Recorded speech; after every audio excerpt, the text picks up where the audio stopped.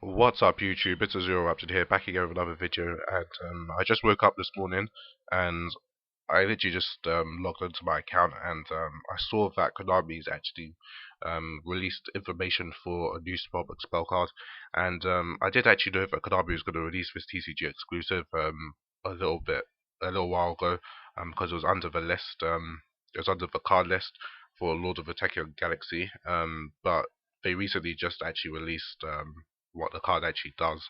Um, so I think the card's pretty good. It basically is like an XYZ reborn for spellcasters, and it uses your banished spellbooks as XYZ material. So that means that the cards which you banish with Destroyer, and cards which you banish, sorry, spell cards which you banished with Spellbook of Fate can be useful. I think this card is quite blatantly going to be used in Reaper, and also maybe in the Empress variant. And the reason why is because Konami has released a new spellcaster XYZ monster, and this one's called Narito the Moral Leader, and this card I would say is going to be extremely good for Reaper.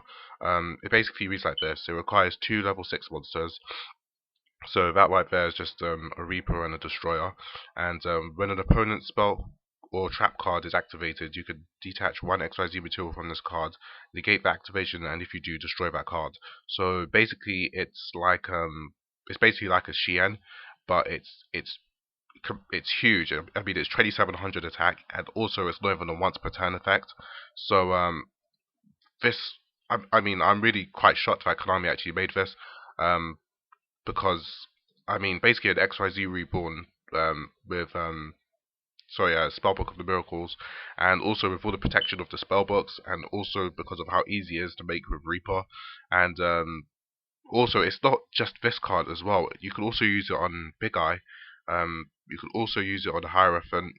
These are sort of unlikely monsters that you'd want to use it against anyway. But you can also use it on Maggie Magician Girl. But with Maggie Magician Girl, most of the time you make it, you're like probably about to go for a game or something anyway. And Hierophant, I mean, uh, I don't really see what the point of making another Hierophant would be, because once you use the first effect, you've destroyed your opponent's back row. You kind of wouldn't want to go for a second one. And Big Eye is kind of similar in a way, but I could understand going for another Big Eye in some spots. But going for another Naruto the Moral Leader, I think that is absolutely insane. Because you can summon this card pretty easily off of Reaper. You can set Spellbook of Fate, Spellbook of Wisdom, and your opponent basically can't do anything except for destroy with monster effects. And you can play cards like breakthrough skill, Veilers obviously to protect it from monster effects as well, and it's 2700 attack, which is the typical attack for a boss monster like Grapple or Hyperion, and it's not very easy to get over. And I feel like both of these cards have a lot of potential. I think that Naruto is definitely going to see a lot of play in Reaper. I'm definitely going to be playing, well, because of how revivable it is, I might just play one, but I could play two in Reaper. But I mean, at the same time, Reaper is kind of like an OTK deck, so Naruto seems kind of more control based. But I mean, just being able to add that control element, especially with like Bouncer. Can you imagine summoning Naruto and summoning a Bouncer? That'd be insane, absolutely crazy. And it's very possible to do that as well. And also Spellbook of the Miracles. I think this card will see a lot of play.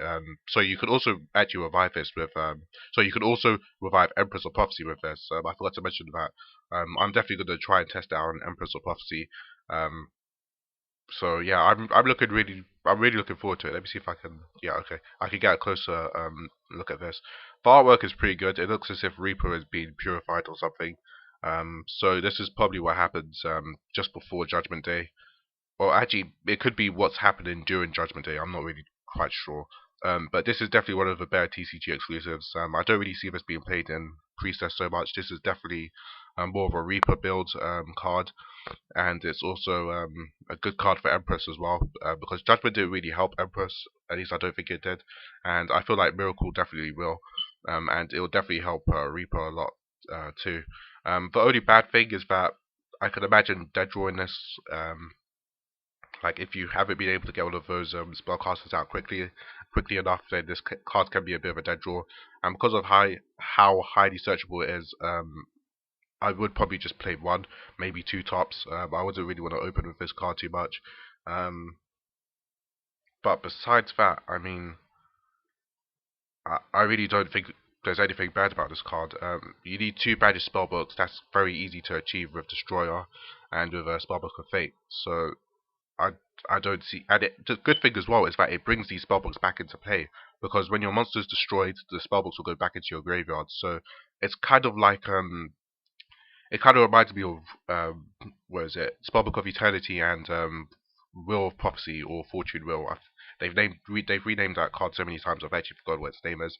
But it kind of reminds me of that. And this card, it seems like it really sort of helps with running Eternity, because you only really need to play one now, because you can bring it back into play with Spellbook of Miracles as well.